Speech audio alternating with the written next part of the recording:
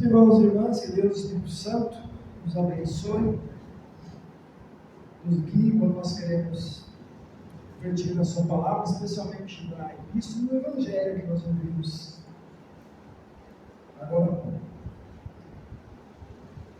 Se vocês perguntarem, se a gente perguntar para as pessoas por aí, essa pergunta, como eu posso ser salvo? Vocês certamente vão ouvir muitas respostas diferentes. Mas todas essas respostas que vocês vão ouvir, que a gente vai ouvir, a gente pode resumir mais ou menos em duas. São as duas respostas principais. Alguns vão dizer assim: olha, para eu ser salvo, eu preciso ser bom. Eu preciso dar esmolas. Eu preciso ajudar as pessoas, especialmente os necessitados. Também é bom ir na igreja, pelo menos de vez em quando. Se possível, dar algum dinheiro lá também. E ajuda também se você fizer promessas, votos, se você fizer penitência, se você orar ou rezar certas orações, se você participar de romarias, procissões, novenas e assim por diante. Outros vão dizer assim: olha, você quer ser salvo? Primeiro você tem que parar de fumar, parar de beber. Você não pode usar mais certas roupas, você tem que parar de comer certas comidas, você tem que parar com certos comportamentos, você tem que estar sempre na igreja e não pode falhar nunca no dízimo. O que essas duas respostas têm de parecido em comum? Essas duas respostas mostram que a pessoa que está respondendo sim, ela acha que ela vai ser salva pelo que ela faz, ou pelo que ela deixa de fazer. Ou seja, elas estão ensinando que a gente é salvo pelas nossas obras, que a gente é salvo pelo que eu faço, porque eu deixo de fazer. É isso. E é interessante que muitas pessoas que respondem assim são de alguma igreja. E provavelmente leem a Bíblia. Mas elas demonstram que elas não conhecem bem a Bíblia. Ou então a Bíblia foi ensinada de maneira errada para elas. Porque a Bíblia diz exatamente o contrário do que essas respostas que vocês ouviram. Quem responde para nós, como eu posso ser salvo, é o próprio Deus, a sua palavra. E nessas leituras de hoje, desse quarto domingo na Quaresma, que é amanhã, a gente ouve especialmente no Evangelho, na Epístola, a resposta para essa pergunta. Então, eu vou ler de novo duas partes. E aqui já está a resposta de Deus. Vocês vão perceber como é diferente do que as pessoas às vezes pensam, imaginam ou dizem por aí. Primeiro, Jesus diz: assim como Moisés levantou a serpente no deserto, assim também é necessário que o Filho do Homem seja levantado, para que todo que nele crê tenha a vida eterna. Porque Deus amou o mundo de tal maneira que deu seu Filho unigênito, para que todo que nele crê não pereça, mas tenha a vida eterna. Daí Paulo diz: porque pela graça vocês são salvos, mediante a fé. Isso não vem de vocês, isso é dom de Deus.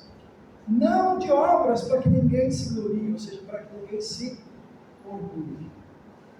Então, meus irmãos, nesses textos, e em muitos outros da Bíblia, Deus mostra claramente que a gente é salvo pelo que Ele fez por nós, através de Jesus. E nada que a gente fizer vai mudar ou acrescentar alguma coisa. É Jesus com o seu sofrimento, sua paixão, sua morte na cruz, depois da sua gloriosa ressurreição, que nos dão a salvação. E Jesus ainda continua fazendo. O que ele faz hoje? Ele dá a fé em Jesus para nós através do seu Espírito Santo. A fé é um presente também. Não é a gente que adquire a fé de alguma forma. O Espírito Santo faz você e eu crermos em Jesus. E aqui eu quero contar uma história da Bíblia que mostra bem como isso acontece. Paulo e Silas estavam presos na cidade de Filipos por pregar o Evangelho. E Deus, milagrosamente, fez as portas da cadeia se abrirem. E o carcereiro, o guarda da prisão, achou que todo mundo tinha fugido e ele já ia se matar. Porque ele sabia que se ele não se matasse, o comandante dele ia matar ele, porque deixou todo mundo fugir. E aí o Paulo grita: não faça isso, nós estamos todos aqui. E aí, este carcereiro fez uma pergunta para Paulo. Perguntou isso aí: como eu posso ser salvo? E olha que interessante. Paulo não deu nenhuma daquelas respostas que eu falei no começo. Ele falou: primeiro, para de ser o guarda que tortura os presos, para de beber, para de fumar, faça a reza ao tal. Não disse nada disso. A resposta do Paulo foi assim, muito simples: creia no Senhor Jesus e você será salvo, você e a sua casa, quer dizer, você e a sua família. Depois, aquele carcereiro fez uma outra coisa absurda, a gente diria, né? Eles ensinaram para ele mais sobre a palavra de Deus e ele levou os 2 prisioneiros para sua própria casa. Imagina, o cara pegar 2 prisioneiros da cadeia e levar para sua casa. É errado? Ele está arriscando a sua vida também. Então, a conversão desta família prova que Deus é quem faz tudo para a gente poder ser salvo. Paulo lá em Romanos diz assim: eu não me envergonho do Evangelho, porque é o poder de Deus para salvar todos os que creem. O Evangelho é o poder de Deus para salvar. E a fé vem pelo ouvir da mensagem. E a mensagem vem por meio da pregação a respeito de Cristo. É o que nós estamos fazendo agora aqui. A fé vem por esta mensagem que nós estamos ouvindo agora, a pregação de Cristo. Como é que o guarda creu? Se vocês lerem a história lá em Atos 16, vocês vão ver que Paulo e o ajudante dele, o companheiro dele, Silas, eles estavam presos, mas eles ficaram a noite inteira orando a Deus e louvando a Deus. Então, nessa oração em voz alta, nesse louvor a Deus, o carcereiro ouviu o quê? A palavra de Deus. E aí, quando aconteceu aquele milagre, das portas se abrirem e os presos não fugirem, ele, já tocado pelo que tinha ouvido, ele perguntou: como é que eu posso ser salvo? Como eu posso me salvar? Então, veja só, o testemunho deles, presos, orando e louvando, fez o Espírito Santo trabalhar no coração daquele homem, levou aquele homem a crer em Jesus. E depois toda a sua família. Como posso ser salvo? A resposta do Paulo é muito simples: creia em Jesus. E Jesus mesmo disse: creia em mim. O texto do Evangelho diz: quem crer no Filho do Homem, quer dizer, Jesus, não será condenado nem julgado, será salvo. Agora vejam, meus irmãos, o que é esse crer? Crer não é só uma frase, eu creio em Jesus. Se vocês olharem aí, acho que o último censo do IBGE, no Brasil parece que ainda 90% se consideram cristãos, creem em Deus. Mas se você for ver, quem crê mesmo é muito menos. Alguns dizem, creem em Deus, mas você pergunta que Deus que é, como é que é, eles não sabem nem explicar. Então, crer em Deus, crer em Jesus é confiar, acreditar, aceitar, obedecer e deixar-se guiar unicamente por Jesus Cristo na nossa vida. Isso é crer. Não é só falar alguma coisa. Eu diria para vocês assim: é muito simples ser salvo. Não é uma coisa complicada. Foi difícil para Jesus dar salvação, mas para nós não é complicado. O problema é que nós gostamos de complicar as coisas. Às vezes a gente tem aquele pensamento: não, mas espera aí, alguma coisinha tem que fazer. Não é possível que Deus fez tudo. Algo eu tenho que fazer para merecer o céu. E aí Deus responde: merecer você não merece, meu filho. Por isso que eu tenho que fazer tudo para você ganhar o céu. Você não merece, não adianta você fazer nada. A verdade é que realmente nós não merecemos o céu, nem nada de bom de Deus. Isso diz Paulo aqui no nosso texto, né? E por que a gente não merece nada de bom de Deus? Ele diz no começo aqui do texto, né? Que nós estávamos mortos em pecados e transgressões.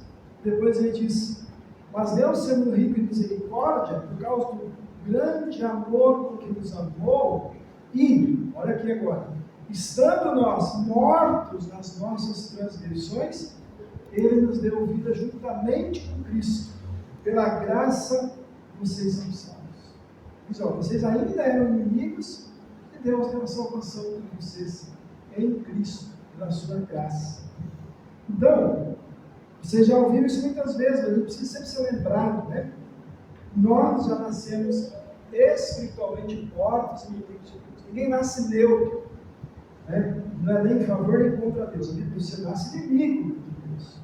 Ele mostra isso em muitos lugares. Por causa do pecado que a gente herda do pai e da mãe, que tem desde Adão e Eva. Por isso que também os bebês são pecadores, porque é uma doença hereditária. E esse pecado, meus amigos, nos separa completamente de Deus. E, embora muitas pessoas se choquem com isso, a Bíblia diz, o pecado condena vocês e eu ao inferno, sem chance, ponto final. Se Deus não tivesse interferido e mandado Jesus, todos nós iríamos para o inferno. Agora, veja só, alguém pode pensar assim, né? Poxa, pastor, mas é tão simples ser salvo, né? É só eu crer. Então, eu vou viver a minha vida do jeito que eu quiser. Os mandamentos de Deus que se explodam, eu vou viver como eu quiser. Depois eu peço perdão, está tudo bem. Não é assim? Eu sou salvo pela fé. Deus me perdoa. Não preciso fazer nada para ser salvo. Então, só pedir perdão no fim do dia, no fim da semana, né? Bom, esse é um pensamento de alguém que não conhece verdadeiramente Jesus, o que Ele fez por nós, não conhece realmente a Bíblia, ou tem uma fé assim só da cabeça, né? Só intelectual, uma fé que não mudou o seu coração. Porque quem crê em Jesus é salvo pela graça. E por isso agora vive na graça. Não vive mais no pecado, não vive mais, como a gente ouviu no Evangelho, nas trevas. Vive na luz de Deus. Procura a luz, não procura as trevas. Não se esconde de Deus, procura estar perto de Deus. Então, se eu tiver esse pensamento, é como se eu estivesse pisando o sangue de Jesus derramado por mim, debochando de Jesus, dizendo, Jesus, o Senhor me perdoa mesmo, eu vou fazer o que eu quiser. Não. Isso não é uma fé verdadeira. Paulo, quando ele diz que Deus salva a gente por graça, ele diz mais uma coisa. Ele diz, vocês são salvos pela graça, vocês são um presente de Deus, não é obra de vocês, para que ninguém se orgulhe. Mas ele diz mais uma coisa. Ele diz, para que você é salvo? Para que eu sou salvo? Ele diz, para que a gente faça as obras, as boas obras, que Deus já preparou para nós. E agora eu vou dar um exemplo disso, naquela história que eu contei antes. Veja o que aconteceu depois que aquele guarda e a sua família creram em Jesus. Primeiro, o guarda começou a cuidar daqueles dois prisioneiros, cuidar das feridas que eles tinham apanhado muito. Aí, como eu mencionei antes, ele pegou os dois prisioneiros e levou para a casa dele e deu comida para eles. Ali continuou cuidando deles. Ele e a família dele ficaram tão contentes, transbordando de alegria pela salvação que eles tinham recebido, mas não ficaram com medo, né, de ir até contra a lei, levar o prisioneiro para casa, cuidar deles. Né? Em outras palavras, a fé que eles receberam imediatamente produziu frutos na vida deles. Eles já começaram a fazer coisas boas por causa da fé. Como eu posso ser salvo? Se alguém te perguntar isso, você pode dizer, eu sou salvo pelo que Jesus Cristo fez por mim na cruz. Eu creio nele pela fé que o Espírito Santo dele colocou no meu coração no batismo. E eu continuo crendo, porque essa fé é alimentada em mim pela palavra e pela Santa Ceia de Jesus. Então é assim que você e eu somos salvos. É assim que os outros vão ser salvos. Não tem outro meio, outro caminho. E aí eu diria assim, quando alguém perguntar, meus irmãos, não invente, não complique, como alguns fazem, né? Dê a resposta da Bíblia. Creia em Jesus e você será salvo. E sendo salvo, agora viva na luz de Jesus. E aí, olha que bonito. Paulo diz que nós teremos a vida eterna, que nós vamos nos juntar com Jesus, que nos ressuscitou, e vamos nos sentar nas regiões celestiais com Jesus. Um dia nós vamos estar sentados lá no céu com Jesus, por causa dessa salvação.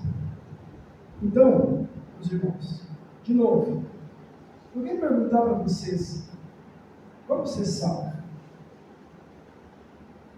Não diga, venha na minha igreja. Claro que a gente vai convidar as pessoas para vir aqui ouvir a palavra de Deus, mas para ser salvo, você tem que ir na minha igreja. Não. Quando alguém perguntar isso, ou você perceber que a pessoa quer perguntar isso, mas não tem coragem, ou às vezes ela pergunta de um outro jeito, né? Tipo assim, Neide, como é que eu vou para o céu? Né? Ô Juliana, o que acontece depois dessa vida? Né? Ele está querendo saber como é que ele pode ser salvo. Então, converse com ele de algum jeito, tente colocar para ele, creia no Senhor Jesus e você será salvo. Fazendo isso, nós vamos estar levando a salvação para muitas pessoas que ainda não sabem como ser salvos, que procuram caminhos humanos, muitas pessoas que não conhecem Jesus, ou conhecem um Jesus que não é o Jesus da Bíblia. E muitas vezes, meus irmãos, essas pessoas estão pertinho da gente, né? Familiares, amigos, colegas de trabalho, na escola, na rua, na vizinhança. As pessoas precisam saber que a Bíblia diz como somos salvos. Meus irmãos, na Quaresma, nós temos uma oportunidade especial de refletir sobre o que Jesus fez por nós. Uma oportunidade especial de mostrar às pessoas como ser salvos. Essa salvação, para vocês, para mim e para os outros, é um presente de Deus. Então, convido vocês. Alguns gostam de na Páscoa dar de presente, né? Ovinho, chocolate, coelhinho, chocolate. Dê para as pessoas um presente melhor. Mostre para elas como elas podem ser salvas por Jesus.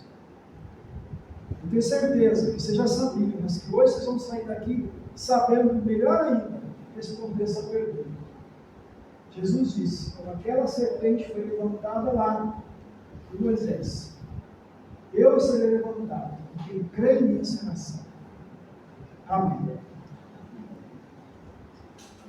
Nós vamos sentar.